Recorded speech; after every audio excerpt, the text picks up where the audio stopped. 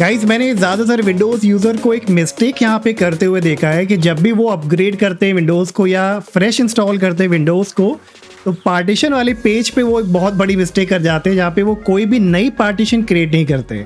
मतलब जितने भी उनकी हार्ड ड्राइव का या SSD का साइज़ है वो पूरा का पूरा एक ही ड्राइव बना के उसको आगे बढ़ा देते हैं इंस्टॉलेशन की तरफ।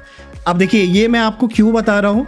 देखिए अगर आप कि एक SSD है या हार्ड ड्राइव है 500 गीगाबाइट की और आपने सिर्फ एक ही ड्राइव बनाई है, एक ही पार्टीशन बनाई है C ड्राइव, तो कल को क्या होगा कि अगर आपका जो डेटा है, आपका जो ऑपरेटिंग सिस्टम है, जितनी भी सारी चीज़ें हैं वो सिर्फ उसी पार्टीशन में सेव होंगी।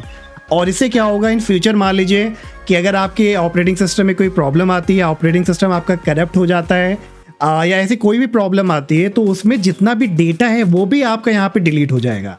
तो ये ऑलवेज रिकमेंडेड है गाइस कि आप हमेशा एक पार्टीशन अलग से क्रिएट करके रखिए और उस दूसरी पार्टीशन में अपना जो भी आपका डेटा है या कोई भी एप्लीकेशन है, आप गेमिंग वगैरह करते हो तो सारा फाइल आप उसमें सेव करके रखो, ना कि अपनी C ड्राइव में। तो ओवरऑल आपको ये करना है, अपनी C ड्राइव को जिसमें आपका ऑपरेटिंग सिस्टम है उसको आपको अलग रखनी है और जो आपका डेटा है या जो भी एप्लीकेशन आप इंस्टॉल कराते हो, गेम इंस्टॉल करते हो, वो आपको दूसरी पार्टीशन में करनी है। इससे ये होगा कि कल को फ्यूचर में आपका ऑपरेटिंग सिस्टम करप्ट भी हो जाता है तो दूसरी पार्टीशन में आपका सारा डेटा सेव रहेगा। अब आप सोच रहे होंगे कि मैंने तो ऑलरेडी यहाँ पे पार्टीशन क्रिएट कर ली है और विंडोज़ को इंस्टॉल भी कर लिया है। तो ऐसा कुछ नहीं है, आप इस काम को अभी के अभी भी कर सकते हो और बहुत ही सिंपल स्टेप से आप यहाँ पे अप्लाई कर सकते हो। सो गाइज अभी आप देख सकते हो कि मेरे एंड पे भी यहाँ पे सिर्फ एक डिस्क है लोकल डिस्क C के नाम से, और ये एक वर्चुअल मशीन है जो मैं आपको डेमोन्स्ट्रेशन के लिए दिखा रहा हूँ यहाँ पे। तो ओवरऑल स्पेस अराउंड यहाँ पे 80 गीगाबाइट का है और इसी ड्राइव में मेरा ऑपरेटिंग सिस्टम भी है और इसी ड्राइव में मेरा सारा डेटा भी है, चाहे वो डेस्कटॉप में हो, डाउनलोड हो, डॉक्यूमेंट्स में हो, सारा C ड्राइव में ही यहाँ पे सेव होता है। तो जैसा मैंने आपसे बताया कि अगर कल को मेरी C ड्राइव या एक सिंगल ड्राइव करप्ट होती है, विंडोज़ करप्ट होती है, तो जो भी डेटा है मेरे डिवाइस में, ओवरऑल डेटा, वो भी यहाँ पे करप्ट होगा, उसको मैं एक्सेस नहीं कर पाऊँगा, बैकअप नहीं दे पाऊँगा। तो अब इसे यहाँ पे अलग पार्टीशन बनाने के लिए आपको क्या करना है, राइट क्लिक करना है विंडोज़ आइकन पे, सजेशन में मिलेगा आपको डिस्क मैनेजमेंट, इस पर आप क्लिक करो और इस तरह से डिस्क मैनेजमेंट का बॉक्स आएगा। तो अब हमें स्पेस कहाँ से क्रिएट करना है, C ड्राइव से ही स्पेस निकालना है। तो यहाँ पे आपको C ड्राइव देखना है, इस पर राइट क्लिक करना है और श्रिंक वॉल्यूम पे क्लिक करना है। श्रिंक करते ही जितना भी स्पेस कैलकुलेट होगा यहाँ पे, और कुछ ही देर में आपके पास एक विंडो आएगी जहाँ पे आपसे पूछेगा कि आपको कितना स्पेस निकालना है। तो टोटल आप इतना स्पेस निकाल सकते हो, enter the amount of space to shrink in MB।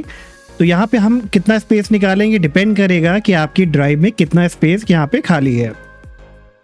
तो यहाँ पे एक चीज़ का ध्यान देना है, आपको ये देखना है लोकल डिस्क C में कितना स्पेस अवेलेबल है और उतना ही स्पेस निकालना है ताकि आपकी लोकल डिस्क C में कम से कम 30 से 40 गीगाबाइट यहाँ पे फ्री होना चाहिए। ऐसा नहीं है कि टोटल 50 गीगाबाइट फ्री है मेरी तरह और मैंने 40 या 45 गीगाबाइट निकाल लिया, वरना फिर क्या होगा कि लोकल डिस्क में आपके बहुत ही कम स्पेस बचेगा और यहाँ पे विंडोज़ आपकी हैंग होने लगेगी। ऑलराइट, तो इतना आप मेक श्योर कर लेना। तो अभी मैं यहाँ पे सिर्फ 10 गीगाबाइट का स्पेस क्रिएट कर रहा हूँ और 10 गीगाबाइट को मैं एंटर कराना है MB में। तो उसके लिए हम मल्टीप्लाई करेंगे 10 को इंटू 1024 से 10,240। तो इसको हम यहाँ पे एंटर करा देंगे MB में और श्रिंक पे क्लिक करेंगे। आप कुछ ही देर में देखोगे आपके पास एक अनएलोकेटेड स्पेस यहाँ पे क्रिएट हो गया है और इसी अनएलोकेटेड स्पेस को अब हम बना सकते हैं एक नई सिंपल ड्राइव। तो राइट क्लिक करिए, न्यू सिंपल वॉल्यूम पे क्लिक करिए, नेक्स्ट पे क्लिक करिए, next next next and finish. और बिंगो, देखो अब आपके पास एक नई पार्टीशन यहाँ पे आ गई है, ये देखिए न्यू वॉल्यूम E के नाम से। तो मैंने यहाँ पे सिर्फ 10 गीगाबाइट का क्रिएट किया था। अब ये डिपेंड करेगा कि आपकी मेन हार्ड ड्राइव में SSD में कितना स्पेस है। तो आप 40, 50, 60, 100, 200 जितना भी आप बनाना चाहो वो बना सकते हो। बस इतना ध्यान रखना है कि मेन लोकल डिस्क C में आपको कम से कम 50 गीगाबाइट के आसपास का स्पेस खाली रखना है। अब इतना करने के बाद गाइज आपको क्या करना है कि जो भी आपका डेटा है जो आपने डेस्कटॉप पे, डाउनलोड पे, डॉक्यूमेंट्स में, पिक्चर या वीडियोज़ में सेव कर रखा है, उसे उस लोकेशन पे जाके कॉपी करके या कट करके सारा का सारा डेटा आपको पेस्ट करा देना है न्यू वॉल्यूम E पे। क्लियर? इतना करने के बाद क्या होगा कि इन फ्यूचर अगर मान लीजिए कि आपकी विंडोज़ करप्ट भी होती है तो आपका दूसरी पार्टीशन में डेटा यहाँ पे सेव रहेगा।